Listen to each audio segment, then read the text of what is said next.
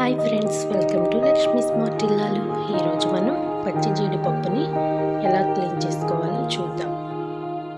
నేను చెప్పే చిన్న టిప్స్ని పాటించండి, చాలా ఈజీగా మనం క్లీన్ చేసుకోవచ్చు. సరే, ఇప్పుడు మనం టాపిక్లోకి వెళ్ళిపోదాం.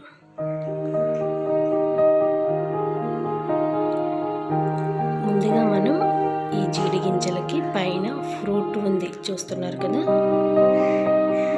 ఈ ఫ్రూట్ని తీసేద్దాం.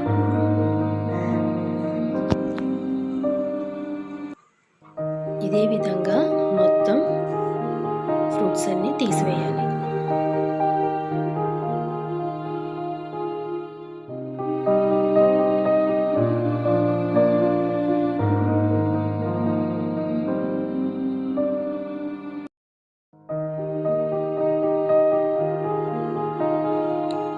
మొత్తం ఫ్రూట్స్ అన్నీ తీసేసాం కదా.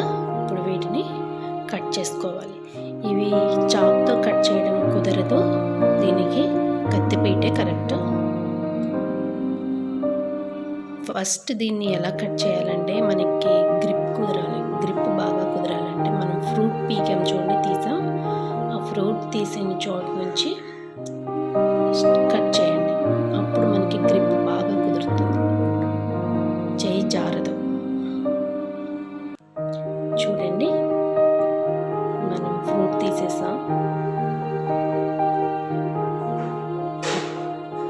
పార్ట్ అదిగో పైన ఉంది, ఇక్కడి నుంచి స్టార్ట్ చేయండి. మీకు చెయ్యి జారదు, గ్రిప్ కూడా బాగా కుదురుతుంది.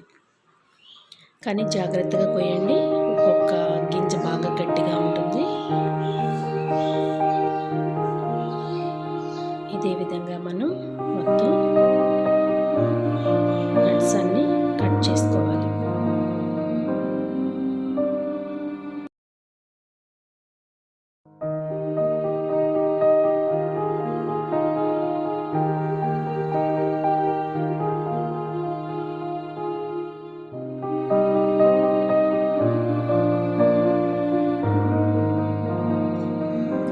ఈ గింజలన్నీ మనం కట్ చేసేసుకున్నాం.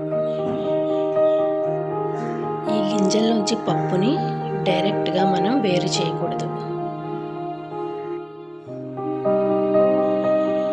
ఈ గింజ చుట్టూ ఉండే, చూడండి, చుట్టూ ఉండే ద్రవంలో లైట్గా యాసిడ్ పవర్ ఉంటుంది. కాబట్టి మనం చేతికి ఫుల్గా ఆయిల్ అప్లై చేసుకోవాలి.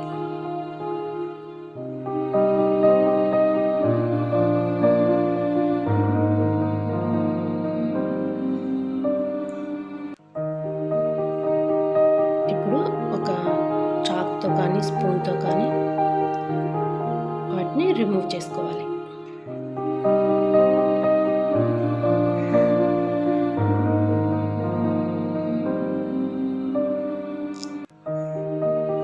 కొంచెం జాగ్రత్తగా రిమూవ్ చేయాలి, ఒక్కొక్కటి సరిగ్గా రాదు, మళ్ళీ విరిగిపోతే బాగోదు.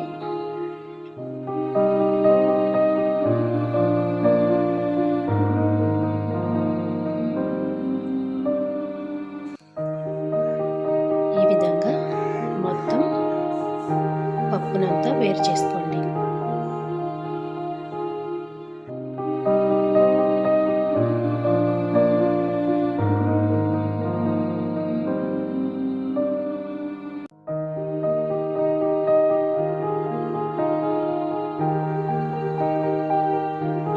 ఇప్పుడు ఈ పప్పు పై పొట్టు శుభ్రంగా వలవాలి.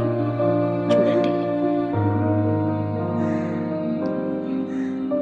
ఇలా పొట్టుని తీసివేయాలి.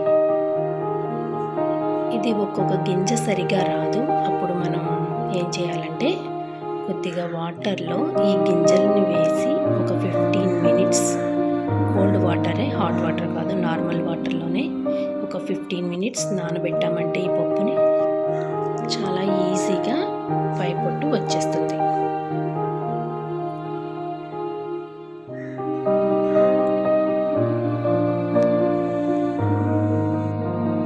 మనం వలుచుకున్న ఈ పప్పు ఫ్రిడ్జ్లో పెట్టుకుంటే 10 days అయినా నిల్వ ఉంటుంది. వెంటనే వాడుకోవాల్సిన అవసరం లేదు. ఇదిగోండి, మన పప్పు రెడీ అయిపోయింది.